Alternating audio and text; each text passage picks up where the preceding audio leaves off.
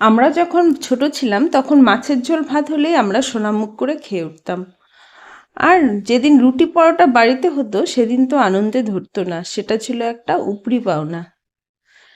কিন্তু এখনকার বাচ্চাদের সময়ের সাথে সাথে রুচির অনেক পরিবর্তন হয়েছে, এরা একই রকম খাবার রোজ খেতে চায় না।